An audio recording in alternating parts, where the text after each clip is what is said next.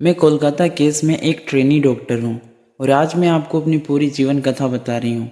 मैं अपने माता पिता की एक लौती लाडली बेटी हूँ जिसका सपना था कि बड़ी डॉक्टर बनकर अपने माता पिता का नाम रोशन करना और उनके सपनों को पूरा करना। आज आप मुझे कोलकाता में एक ट्रेनी डॉक्टर के रूप में जानते हैं। कुछ लोग मुझे मयूरी कहते हैं तो कुछ निर्भया या दामिनी। आज देश भर में मेरा नाम हर घर में लिया जा रहा है, लेकिन मेरा असली नाम डॉक्टर मौमिता है। आप सभी ने मुझ पर जो प्यार और मेरे परिवार को जो सहारा दिया है उसे देखकर मुझे बहुत अच्छा महसूस हो रहा है और इसलिए मैं आप तक पहुंचने की कोशिश कर रही हूं। मैं पश्चिम बंगाल में रहने वाली एक लड़की हूं। मेरा जन्म 1993 में हुआ था। घर में एक लौती होने के कारण मैं अपने माता पिता की बहुत लाडली थी। बचपन से ही मैंने अपने माता पिता को मेहनत करते हुए देखा। मुझे याद है एक बार जब मैंने डॉक्टर बनने की इच्छा अपने माता पिता से जाहिर की तो हम एक मध्यम वर्ग परिवार से होने के बावजूद मेरे पिता को मेरी यह इच्छा सुनकर बहुत खुशी हुई। उन्होंने मुझसे कहा, तू बहुत पढ़ लिख कर बड़ी डॉक्टर बन, मैं हूं ना। कहते हुए उन्होंने मेरे सिर पर प्यार से हाथ फेराया। तब से मेरे माता पिता ने अपनी मेहनत की कमाई से मेरे शिक्षा के लिए पैसे बचाए। लोग अक्सर मेरे पिता से कहते थे कि गरीब होने के कारण वे अपनी बेटी को डॉक्टर नहीं बना पाएंगे। ये बातें मुझे बहुत चुभती थी, लेकिन मैंने पूरी मेहनत से पढ़ाई जारी रखी और सभी को गलत साबित कर दिया। आखिरकार मैंने अपनी मेहनत से सरकारी कॉलेज में प्रवेश प्राप्त किया। मैंने दिन रात नीट परीक्षा की तैयारी की क्योंकि मुझे सरकारी कॉलेज में दाखिला लेना था ताकि मेरी शिक्षा का खर्च कम हो सके। मैं बड़ी डॉक्टर बनकर अपने माता पिता को वो सारी सुविधाएं देना चाहती थी जो अमीर लोगों के घरों में होती हैं। मैं उनकी सेवा करना चाहती और उनका नाम रोशन करना चाहती थी और मेरी वो इच्छा पूरी हुई। नीट परीक्षा में मुझे बहुत अच्छे अंक मिले और उसी के आधार पर मुझे कोलकाता के आरजीकर मेडिकल कॉलेज में MBBS में प्रवेश मिला। मेरी सारी मेहनत सफल हो गई और मेरे माता पिता बहुत खुश हुए। मैंने धीरे धीरे अपनी पढ़ाई पूरी की, लेकिन मुझे और बड़ा डॉक्टर बनना था। लोगों को बेहतर सेवा करनी थी, इसलिए मैंने PhD करने का निर्णय लिया और उसी कॉलेज में PhD की पढ़ाई शुरू की। चेस्ट मेडिसिन के क्षेत्र में मैंने गहन अध्ययन किया और अपना पहला साल पूरा किया। मेरे माता पिता और मैं बहुत खुश थे क्योंकि अब मेरी PhD पूरी होने के बाद मैं एक प्रतिष्ठित डॉक्टर बनने जा रही थी। मैं लोगों को सेवा करने वाली थी और पिताजी ने मेरी शिक्षा के लिए जो कर्ज लिया था उसे भी मैं अब चुकाने वाली थी। मैं अपने माता पिता को एक सुखद जीवन देना चाहती थी।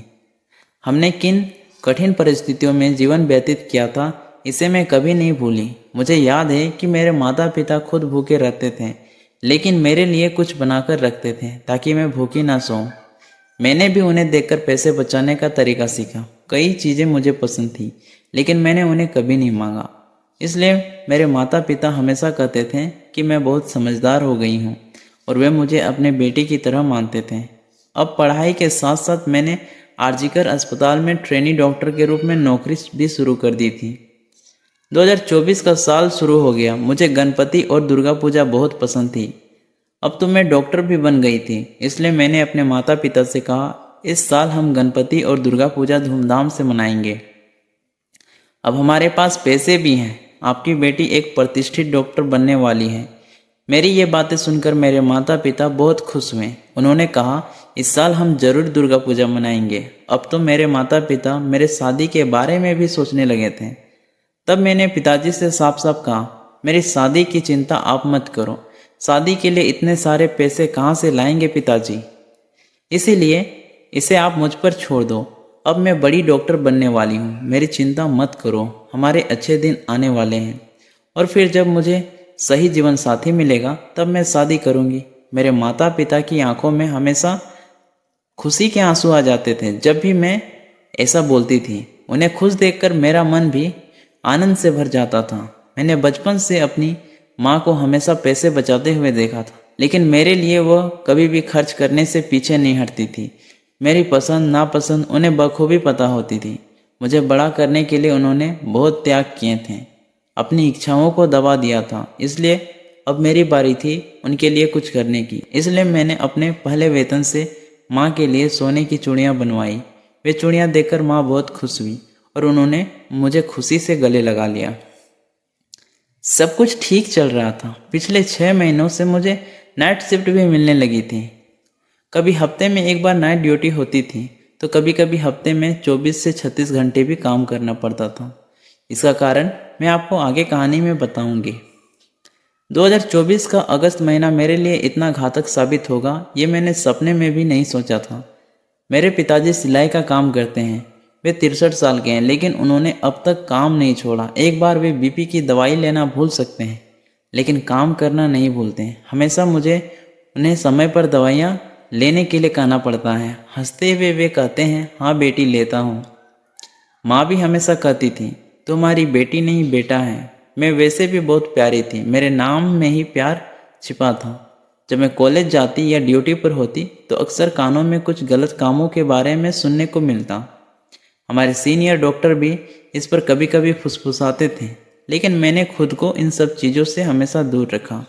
हाँ, लेकिन जब किसी छात्रा के साथ अन्याय होता या किसी मरीज से अधिक पैसे वसूले जाते थे तो मुझे यह बहुत बुरा लगता और मैं आवाज़ उठाती थी। इस पर हमारे प्राचार्य संदीप घोष हमेशा मुझ पर चिल्लाते थे। प्राचार्य होने के कारण हम सभी उनसे डरते थे, लेकिन मैंने भी उनके बारे में बहुत कुछ सुना था। वे अस्पताल में क्या क्या करते हैं। कभी भी आवाज़ उठाने की कोशिश नहीं की, क्योंकि मैं इन बड़े लोगों के चक्कर में नहीं पड़ना चाहती थी। लेकिन जब अस्पताल में दवाइयों की कालाबाजारी होने की बात सामने आई तो मैं शांत नहीं रह सकी। मैंने बोलना शुरू किया। मेरी आवाज़ को कहीं दबाने की कोशिश की जा रही थी। मुझसे अतिरिक्त काम करवाया जा रहा था। मेरे काम के घंटे भी बढ़ा दिए गए, लेकिन फिर भी मैंने अपना काम ईमानदारी से किया। कभी कभी मैं अपने पिताजी को ये बातें बताती थी, लेकिन वे मुझे कहते थे, बेटी तुम इन सब चीज़ों में मत पड़ो। हम गरीब लोग हैं, ये बड़े लोग हैं, इनके हाथ बहुत ऊपर हैं, ये तुम्हारी मेहनत पर पानी फेर देंगे। हम साधारण लोग हैं, ये तुम्हारी मेहनत पर पानी फेर देंगे। हम साधारण लोग हैं, तुम अपनी पढ़ाई पूरी करो, फिर हम देखेंगे क्या करना है। पिताजी के शब्द सही थे। यहाँ तक पहुँचने के लिए मैंने बहुत मेहनत की थी, इसलिए पिछले 6 महीने से मैं प्राचार्य और विभाग के उत्पीड़न को सहन कर रही थी और शांतिपूर्वक सिर्फ अपना काम कर रही थी। शायद मुझसे इन लोगों को खतरा महसूस हो रहा था और इसलिए उन्होंने पहले से ही कुछ योजना बनाना शुरू कर दिया था, लेकिन मुझे इसका जरा भी अंदाज़ा नहीं था। कभी कभी मेरी दोस्त और मैं इस विषय पर चर्चा किया करते थे कि हमारे अस्पताल में कितने गलत काम हो रहे हैं, लेकिन हम हमेशा बोलते बोलते चुप हो जाते थे, क्योंकि हमें इन चीज़ों में उलझना नहीं था। खैर, हमारे अस्पताल में 2019 में संजय रॉय नाम का व्यक्ति भर्ती हुआ था। वो कि आरजी अस्पताल की पुलिस चौकी में काम करता था। वह 4-5 साल से यहाँ काम कर रहा था, इसलिए उसे हमारे हर विभाग के बारे में पूरी जानकारी थी। कई मरीजों को वो बेड दिलवाता था और उसके लिए उसे पैसे भी मिलते थे। लेकिन इस संजय रॉय की नज़र बहुत ख़राब थी। वह अस्पताल में आने वाली हर महिला को गलत नज़रों से देखता था। उसके बारे में भी हमने चर्चा होती थी, लेकिन वह हमारे प्राचार्य का बहुत खास था और उनके लिए हमेशा काम करता था। इसीलिए हमने कभी उसकी शिकायत करने का विचार नहीं किया, क्योंकि बेवजह विवाद नहीं चाहा। हाँ, संजय रॉय की नज़र बहुत खतरनाक थी, लेकिन किसी भी लड़की के सामने होने पर उसकी नज़र उसे खा जाती थी, इसलिए मैं ऐसे आदमी से दूर ही रहती थी। उस दिन भी जब मैं घर से काम पर जाने के लिए निकली, मुझे जरा भी एहसास नहीं था कि यह मेरा आखिरी दिन होगा। जब मैं अपने घर से जा रही थी और अब मैं अपने माता पिता और अपने छोटे से घर को फिर कभी नहीं देख पाऊंगी। शायद इसीलिए मैंने अपनी माँ से कहा, पिताजी को समय पर दवाई देना, और रोज़ की तरह कहने वाली मैं उस दिन जाती हूँ कहकर घर से बाहर निकली। 8 अगस्त को मैं पूरे दिन काम कर रही थी, अपने मरीजों की देखभाल कर रही थी। हमारे सेमिनार हॉल के पास एक कमरे का निर्माण चल रहा था, इसलिए ऊपर आने जाने का ज़्यादा मूवमेंट नहीं था। हम सब वार्ड में इकट्ठा थे। 4-5 अन्य प्रशिक्षु डॉक्टर मेरे साथ थे। हम कुछ चीज़ों पर चर्चा कर रहे थे। उस समय संजय रॉय भी वहीं था और वह मुझे घूर रहा था, लेकिन मैंने उसे नज़रअंदाज कर दिया। कुछ समय बाद वह वहाँ से चला गया और हम सब ने खाना खाया। फिर सभी अपने अपने काम पर लग गए। मैं थोड़ी फ्री थी, इसलिए मैंने रात को माँ को फ़ोन किया। जब तक मैं माँ को फ़ोन नहीं करती तब तक वे और पिताजी खाना नहीं खाते थे। उन्हें बताना पड़ता था कि मैंने खाना खा लिया है, तभी वे खाना खाते थे। उस दिन भी मुझे ज़रा भी अंदाज़ा नहीं था कि यह मेरी माँ से आखिरी बातचीत होगी। माँ ने फ़ोन उठाते ही मैंने पूछा, पिताजी समय पर दवाई ले रहे हैं ना? इसका ध्यान रखना, मेरी चिंता मत करो, मैंने खाना खा लिया है। मेरे पिताजी की बीपी की समस्या थी, इसलिए समय पर दवाई लेना उनके लिए बेहद ज़रूरी था। उनकी दवाइयाँ कभी नहीं छूटनी चाहिए, इसका पूरा ध्यान मैं रखती थी। मुझे याद है एक बार पिताजी की दवाइयाँ रात में ख़त्म हो गई थी। पिताजी ने सोचा कि एक दिन दवा न लेने से क्या फ़र्क पड़ेगा, सुबह जाकर दवा ले आऊँगा। लेकिन मैंने घड़ी में देखा रात के 11 बजे थे। मैंने वहीं सबका खाना रोक दिया और कहा पिताजी की दवा आने तक कोई खाना नहीं खाएगा। और इतनी रात में भी मैंने उनके लिए दवा का इंतज़ाम किया। लेकिन अब अस्पताल में ज़्यादा काम होने के कारण मुझे घर पर ध्यान देने का समय नहीं मिल रहा था, इसलिए माँ को ही ज़बरदस्ती सब कुछ बताना पड़ता था। उन्हें याद दिलाना पड़ता था कि पिताजी की देखभाल करें। उस दिन भी सब कुछ बिना भूले बताया और माँ से बात करके मैंने पूरे फ्लोर पर जाकर मरीजों की चेकअप किया। इसके बाद मैं आराम करने और अपने अगले अध्ययन के लिए तीसरी मंजिल पर सेमिनार रूम पहुंची। लेकिन मुझे नहीं पता था कि वहां जाना मना है। मुझे तो अब पता चला कि बगल में बिल्डिंग का काम चालू होने के कारण ऊपर किसी को जाने नहीं दिया जा रहा है। मैं तो वहां चली गई। रात के 2-3 बजे तक मैंने अपनी पढ़ाई की। मैंने सोचा अब थोड़ा सो लेना चाहिए। 36 घंटे की ड्यूटी के कारण बहुत थकान महसूस हो रही थी। मरीजों की सेवा में लगे रहने के कारण खुद पर ध्यान देने का समय नहीं मिल रहा था। दूसरों को जीवन दान देने वाली मैं अपने जीवन की देखभाल के लिए समय नहीं निकाल पा रही थी। इसलिए किताबें और डायरी बंद करके सेमिनार हॉल में ही शांत होकर सो गई। इतनी गहरी नींद में थी कि सेमिनार हॉल में कौन आ रहा है, कौन जा रहा है, इसका भी मुझे कोई ध्यान नहीं था। फिर क्या, सुबह के समय संजय रॉय शराब पीकर सेमिनार हॉल में आया। सेमिनार हॉल में कोई आया इसका भी मुझे नहीं पता चला, क्योंकि मैं गहरी नींद में थी। उसके आते ही उसकी नज़र मुझ पर पड़ी और उसके अंदर का राक्षस जाग गया। वो मेरे पास आया और उसने मेरे शरीर को छुआ। नींद में होने के कारण मुझे ज़्यादा समझ में नहीं आया, लेकिन जब शरीर पर हाथ फेरने लगा तब मैं जाग गई। सामने संजय रॉय जैसा दुष्ट व्यक्ति देखकर मैं बहुत डर गई। नींद में होने के कारण खुद को संभालने में मुझे समय लगा। मैंने खुद को बचाने की बहुत कोशिश की, लेकिन उसने बहुत ज़्यादा शराब पी हुई थी। उसके मुंह की बदबू से मुझे यह समझ में आ गया था वो मेरी कोई बात सुनने की हालत में नहीं था। मैं उससे मिन्नतें कर रही थी, मुझे छोड़ दो कह रही थी, लेकिन उसे मुझ पर जरा भी तरस नहीं आ रहा था। आखिरकार मैंने ज़ोर ज़ोर से चिल्लाना शुरू कर दिया। तब वह थोड़ा डर गया और जल्दबाजी में उसने मेरे मुंह पर हाथ रख दिया ताकि मेरी आवाज़ ना निकल सके। मैं उससे लड़ रही थी, मन ही मन प्रार्थना कर रही थी कि कोई मेरी आवाज़ सुन ले, लेकिन उस रात मेरी आवाज़ किसी ने नहीं सुनी, क्योंकि उस रात ऊपर वाले फ्लोर पर किसी को आने की इजाज़त नहीं थी। जैसा कि अब पता चला, इसका मतलब है कि मेरे खिलाफ सारा षड्यंत्र पहले से ही रचा गया था। मैं इस दरिंदे को अपने से दूर धकेलने की कोशिश कर रही थी, लेकिन पता नहीं उसमें इतनी ताकत कहाँ से आई थी। जितना भी कोशिश कर रही थी वो मुझसे दूर नहीं हो रहा था। मैं खुद को उससे बचा नहीं पाई। लड़ते लड़ते मैं हार गई और फिर उसने मुझे नोचना शुरू किया, मुझे मारना शुरू किया। अब मैं पूरी तरह से ठंडी पड़ गई थी। कौन कौन मेरा शोषण कर रहा था ये समझ ही नहीं आ रहा था। मेरे दर्द से चीखें निकल रही थी। मैं इतनी ज़ोर से चीख निकाल रही थी कि मेरे चीखें पूरे हॉस्पिटल में गूंज रही थी, लेकिन ना जाने क्यों मेरी आवाज़ किसी को सुनाई नहीं दी। चिल्लाते चिल्लाते मेरा शरीर बिल्कुल ठंडा पड़ गया और फिर मेरे स्त्री सम्मान और मेरे सपनों की हत्या कर दी गई, वो भी बहुत ही निर्ममता से।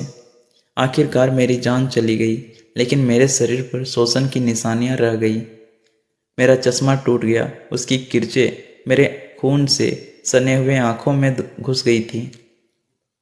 मेरे फटे हुए होंठ मेरी आवाज़ दबाने के लिए उसने मेरा गला दबाया था। खुद को बचाने की कोशिश में मेरे खून से सने हुए नाखून, मेरे शरीर पर किए गए अनगिनत वार, जांग की हड्डी टूटने तक फैली हुई मेरी टांगें और घायल हुए मेरे जन्नांग। इतना सब कुछ सहने के बाद भी मैंने उन पुरुषों की क्रूरता का मुकाबला किया था। लेकिन काश उन पुरुषों में थोड़ी सी भी संवेदनशीलता होती तो मेरी आखिरी सांस तक मैं जिंदा रह पाती। मेरे शरीर पर वार करते समय उन्होंने सोचा होता, मुझे मारते समय उन्हें खुद को भी दर्द महसूस हुआ होता, लेकिन वो दरिंदे की तरह आकर मुझे बर्बाद कर गए। दोस्तों, उस दिन मेरे अंदर के अस्तित्व का बलात्कार हुआ और आखिरकार इस ट्रेनी डॉक्टर मोमिता ने दुनिया से अलविदा कर दिया। मरते मरते मेरी आंखों के सामने सिर्फ मेरे माता पिता का चेहरा था। अब उनका क्या होगा, यही सवाल मेरे दिल में बार बार आ रहा था। हर दिन दूसरों की जान बचाने वाली मैं, मेरी जान बचाने के लिए वहाँ कोई नहीं था। मरते वक्त भी मुझे यही डर सता रहा था कि मेरे माता पिता इतने बड़े दुख को कैसे सहेंगे। उस दरिंदे ने मेरा शोषण किया, मुझे जिंदा रहते हुए मार डाला, मेरी हत्या कर दी और फिर मेरे अधनंगे शरीर पर अधूरा कपड़ा डालकर ऐसे चला गया जैसे उसने कुछ किया ही नहीं। मेरी आत्मा तड़पता रहा, मेरे सपने अधूरे रह गए। हर दिन 10 से 12 घंटे की मेहनत से मैं यहाँ तक पहुँची थी। हमारा सपना एक ही रात में टूट गया। मेरे लिए पूरा दिन सिर्फ एक काम था। मुझे किताबों के अलावा कुछ भी नहीं पता था। मुझे एमडी में गोल्ड मेडल चाहिए था, टॉप कर डॉक्टर बनना था। मैंने अपनी डायरी में भी यही लिखा था, क्योंकि मेरे माता पिता ने बड़ी मेहनत से मुझे पढ़ाया था और एक रात में उनकी मेहनत और मेरी पढ़ाई सब कुछ जलकर राख हो गई। असल में अगले दिन से क्या हुआ, कैसे अपराधी पकड़े गए, ये सब आपको पता ही है। लेकिन फिर भी अगले दिन सुबह मेरे आत्महत्या की खबर मेरे घर पहुंची। आपकी बेटी ने अस्पताल में आत्महत्या कर ली है, ऐसा बताया गया। माँ तो सब कुछ खत्म हो गया कहकर रोने लगी। पिताजी तो कुछ सोचने की हालत में ही नहीं थे। पड़ोस में रहने वाले रिश्तेदारों ने उन्हें संभाला और हॉस्पिटल लेकर आए। दौड़ते हुए आने वाले मेरे माता पिता अपनी बेटी को आखिरी बार देखने के लिए तड़प रहे थे, लेकिन उन्हें अंदर जाने नहीं दिया जा रहा था, क्योंकि अंदर मेरी हत्या के सबूत मिटाए जा रहे थे। मेरी माँ गिड़गिड़ा रही थी, बेटी को एक बार देखने दो कहकर रो रही थी। पूरे 3 घंटे बाद मेरे माता पिता को मुझे देखने की इजाज़त मिली। बेटी को घायल और अधनंगी हालत में देखकर मेरे माता पिता तुरंत समझ गए, ये आत्महत्या नहीं हो सकती है। हमारी बेटी आत्महत्या करने के लिए डॉक्टर नहीं बनी थी। मेरी ऐसी हालत देखकर माँ और पिता तुरंत बोले, ये बलात्कार है। माता पिता थे ही, लेकिन रिश्तेदार, दोस्त, सहयोगी सब मेरे लिए ज़ोर से आवाज़ उठाते हैं। मेरा बलात्कार करके मेरी हत्या की गई है, इसलिए सभी गुस्से में थे। इतना बड़ा हंगामा देखकर पुलिस आखिरकार बहुत देर से वहां पहुंचती है और फिर पूछताछ शुरू होती है। तब तक काफ़ी भीड़ इकट्ठा हो जाती है। इतनी बड़ी जनता के इस आक्रोश से संजय रॉय अपने हेडफोन के सहारे पकड़ा भी जाता है। बिना कुछ कहे वो आरोपी अपना गुनाह भी कबूल कर लेता है। फिर उसे गिरफ्तार कर लिया जाता है और मामला वहीं ख़त्म कर दिया जाता है। किसी का कहना है मेरे साथ सिर्फ बलात्कार हुआ है, तो कोई कह रहा है सामूहिक बलात्कार हुआ है। मेरे योनि में पाया गया 151 ग्राम वीर्य जो केवल उस आरोपी का बताया जा रहा है। क्या मेरे साथ हुआ सामूहिक बलात्कार दबाया जा रहा है? अचानक मरम्मत के नाम पर घटनास्थल की दीवारें तोड़ी जाने लगी। उसका क्या? इमरजेंसी रूम में सीसीटीवी कैमरा नहीं था, लेकिन जो वीडियो मिला था उसमें अब तक कोई सच्चाई सामने क्यों नहीं आई? क्या बलात्कार और मुझे मारने की साजिश में शामिल बड़े चेहरों को बचाने के लिए सबूत मिटाए जा रहे हैं? जनता के बीच घुसकर क्या उन दरिंदों के कुछ लोगों ने हॉस्पिटल में आकर सारे सबूत नष्ट कर दिए हैं और मेरे साथ अत्याचार करने वाले उन लोगों को छोड़कर फिर से उन्हें जीने का मौका देने का फैसला किया जा रहा है? पता नहीं अब मुझे न्याय मिलेगा या नहीं। मेरे साथ जो हुआ वो क्यों हुआ? क्या कभी पता चलेगा? क्या संजय रॉय को कभी फांसी होगी या नहीं? लेकिन अगर उन्हें ऐसे ही छोड़ दिया गया तो जल्द ही आपके सामने एक और निर्भया आ जाएगी। यह मत भूलो कि वो कोई बहन हो सकती है बेटी हो सकती है, बहू हो सकती है, पत्नी हो सकती है, लेकिन होगी तो वो एक औरत ही ना। 2012 में मेरे जैसे ही एक और लड़की के साथ अन्याय हुआ था। उसके आरोपियों को 7 साल बाद फांसी की सज़ा मिली थी। उसे बहुत देर से न्याय मिला। अगर हमारी जैसी दूसरी निर्भया नहीं चाहिए तो मुझे न्याय दिलाओ। दोगे ना मुझे न्याय? क्या मेरे माता पिता को उनकी बेटी से दोबारा मिलने का मौका मिलेगा? मैंने एक डॉक्टर बनकर सभी की सेवा करने का फैसला किया था। सबको एक देवता के रूप में बचाने का निर्णय लिया था, लेकिन खुद को बचाने में मैं असफल रही। मरणासन अवस्था में मैंने आखिरकार अपनी सांसें रोक ली और एक अनसुलझी गुत्थी बनकर रह गई। जीते हुए लोगों की सेवा करके खुशी से जीने का मेरा सपना अधूरा ही रह गया। मेरी हत्या और बलात्कार की गुत्थी अब सुलझती नजर नहीं आ रही है। मैं वही ट्रेनी डॉक्टर बोल रही हूँ, डॉक्टर मौमिता, जो कुछ दिन पहले तक आप में से एक थी। बिना किसी गलती के मैंने अपने जिंदगी खो दी। काश उन लोगों में कुछ संवेदनशीलता होती तो आज यह महिला डॉक्टर जिंदा होती। मेरे माता पिता अभी तक इस दुख से उबर नहीं पाए, लेकिन फिर भी मजबूती से खड़े होकर मुझे न्याय दिलाने की कोशिश कर रहे हैं। मेरे पिता की केवल एक ही बेटी थी, लेकिन आज मैं भले ही ईश्वर के पास आ गई हूँ, मगर अब आप सभी बेटे बेटियाँ मेरे माता पिता की संतान हो। एक बेटी चली गई, लेकिन हजारों बेटे बेटियाँ उन्हें मिल गए। इसलिए कृपया मेरे माता पिता की देखभाल करें। मेरे पिताजी बहुत स्वाभिमानी हैं। वे किसी का पैसा नहीं लेंगे या मदद भी नहीं मांगेंगे। ये मैं अच्छी तरह जानती हूँ, क्योंकि उन्हें सब कुछ मेहनत से ही पसंद है। आज उनकी बेटी उनके पास नहीं है, इसलिए आप ही मेरे माता पिता के बच्चे बन जाइए। जब भी ज़रूरत पड़े उनका साथ दें, मेरे माता पिता की मदद करें, मुझे न्याय दिलाएं और मेरे माता पिता को भी सुख से जीने का मौका दें। मुझे पता है कि जब तक मुझे न्याय नहीं मिलेगा, मेरे माता पिता भी शांति से नहीं बैठेंगे। वे अंदर ही अंदर मरते रहेंगे। ईश्वर करे मेरे साथ जो हुआ वो किसी और घर की बेटी के साथ ना हो, किसी भी माता पिता से उनकी बेटी दूर ना हो। मैं अपने माता पिता से बहुत प्यार करती हूँ, इसलिए ही मुझे सबसे ज़्यादा दुख हो रहा है कि आज मैं उनके पास नहीं हूँ। इतनी कठिन परिस्थिति में मैं उनके आंसू पोंछने के लिए नहीं हूँ। दोस्तों, मुझे न्याय दिलाओ, आरोपियों को सज़ा दिलाओ, आवाज़ उठाओ, मेरे माता पिता का सहारा बनो, उनकी मदद करो। सच में भले ही मैं अब नहीं हूँ, लेकिन आप ही उनकी संतान बनो। मुझे और कुछ नहीं चाहिए। अगर आप मेरे साथ हैं तो मुझे न्याय दिलाने के लिए आवाज़ उठाओ। दोस्तों, कमेंट में ज़रूर बताओ मुझे न्याय मिलेगा ना। ये कहानी सच्ची है, कोलकाता की एक महिला डॉक्टर मौमिता की है। फिर भी मैंने उसे अपने शब्दों में लिखने की कोशिश किया है। अगर कुछ गलत हो तो माफ़ी चाहता हूँ। धन्यवाद।